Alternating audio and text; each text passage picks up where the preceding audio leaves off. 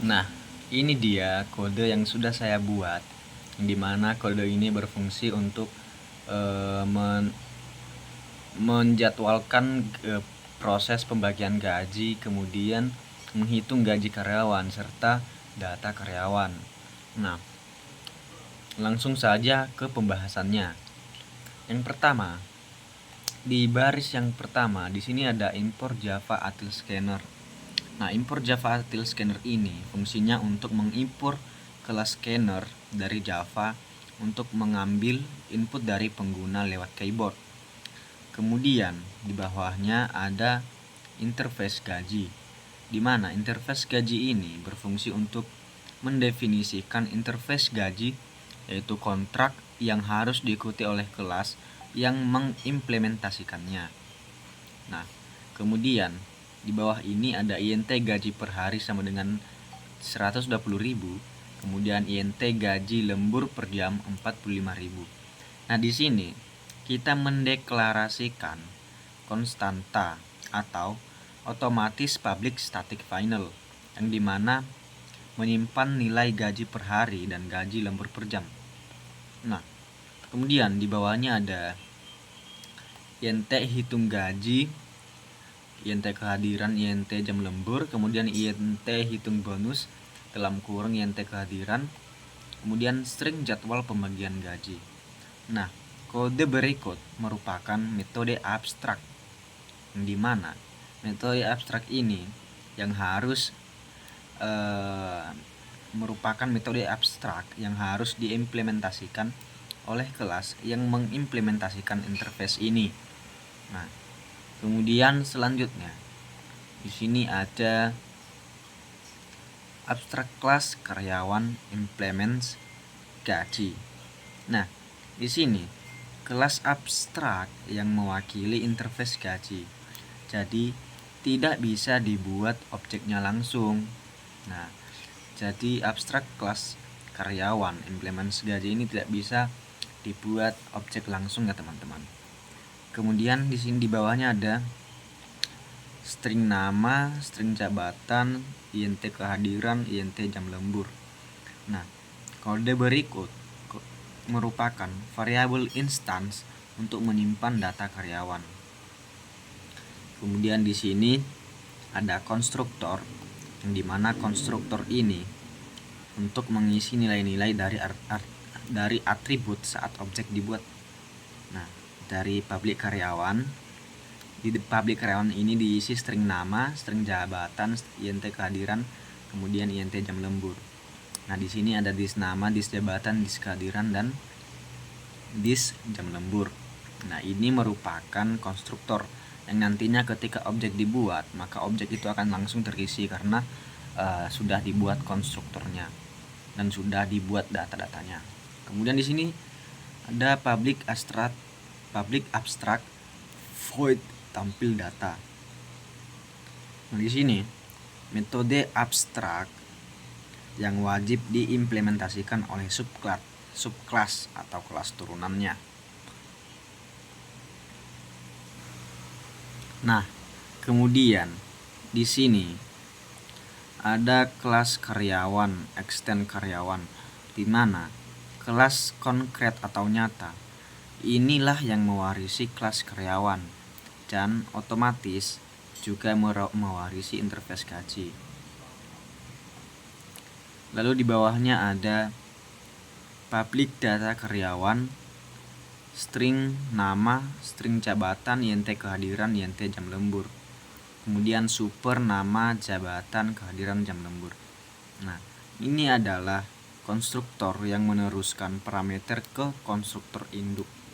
Nah, di sini ada super. Nah, super ini adalah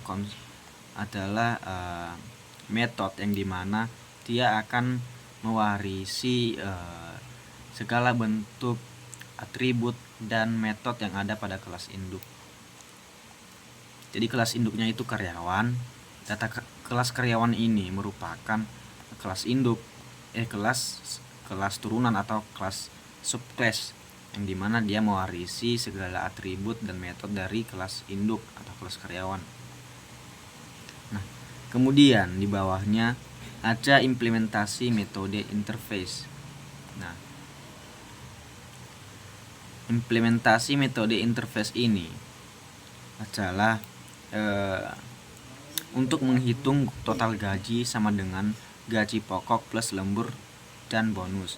Jadi kode ini nantinya akan digunakan untuk menghitung total gaji, yang dimana gaji itu sama dengan gaji pokok ditambah gaji lembur ditambah bonus. Nah, kemudian di bawahnya ada public INT hitung bonus dalam kurung INT kehadiran.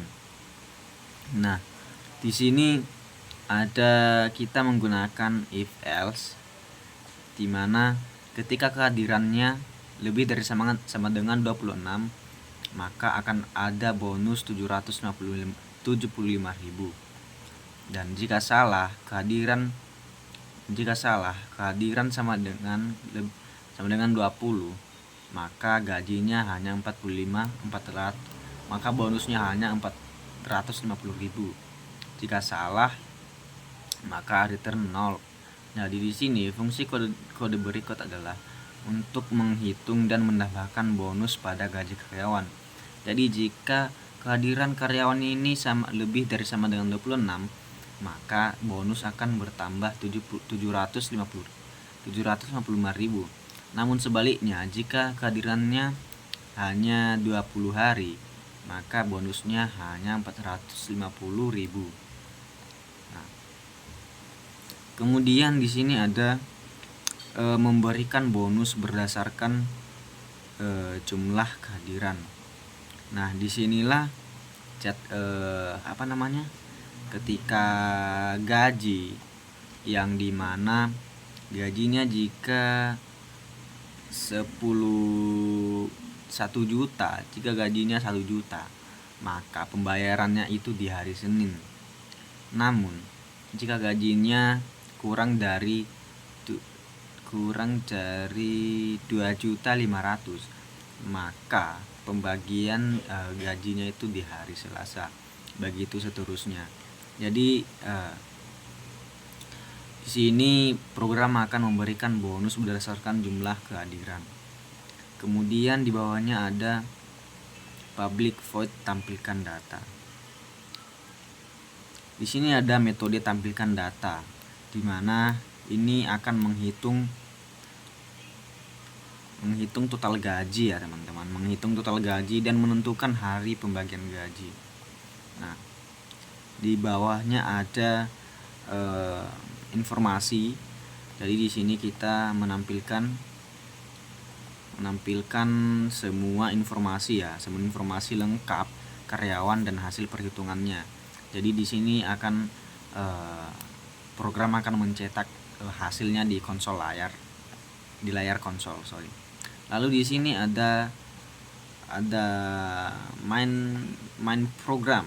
Nah, ini adalah kelas main, di mana kelas ini merupakan kelas utama tempat program dijalankan. Meskipun kode programnya berada di akhir ya, bukan di awal, tetapi ini adalah awal dari eksekusi sebuah program ya teman-teman, yaitu kelas main. Nah, ini dia kelas mainnya. Oke. Kemudian di bawahnya ada ada scanner. Nah, di sini. Jadi scanner ini berfungsi untuk menerima input dari user, kemudian membaca input user ya teman-teman. Jadi intinya ketika ada jika ada metode dari scanner ini, maka kita bisa memberikan inputan melalui keyboard seperti itu. Kemudian di bawahnya ada sistem outprint, itu masukkan nama, di mana itu meminta input nama karyawan dari user, kemudian input jabatan, kemudian masukkan jumlah kehadiran, kemudian masukkan jumlah jam lembur. Jadi ini semua kita yang input lewat keyboard ya teman-teman. Nanti di layar konsol akan saya tunjukkan ya. Kemudian yang terakhir ada input total jam lembur. Nah, di sini. Nah, ini ya teman-teman. Nah, di sini ada input total jam lembur, di mana objek data karyawan dengan data yang dimasukkan lalu menampilkan semua informasi dan hasil perhitungan. Nah, di sini semua program yang sudah dijalankan tadi, itu akan menghasilkan semua informasi akan menampilkan semua informasi dan hasil perhitungannya di layar konsol. Nah, penasaran dengan outputnya seperti apa? Nah, mari kita saksikan.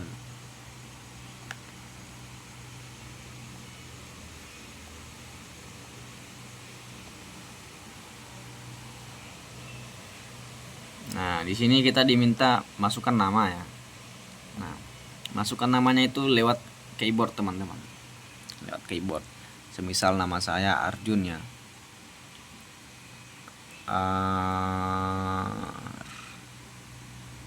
Arjun. Oke. Terus enter. Oke, nah udah kan? Habis itu masukkan jabatan. Contoh manajer. Oke. Kemudian masukkan jumlah kehadiran 26. Kemudian masukkan jumlah jam lembur 7 jam. Nah, inilah hasilnya. Nama Arjun, kejabatan manajer, kehadiran 26 hari, lembur 7 jam, total gaji 4.185.000 rupiah. Jadwal pembagian gaji Kamis. Nah, seperti itu ya teman-teman untuk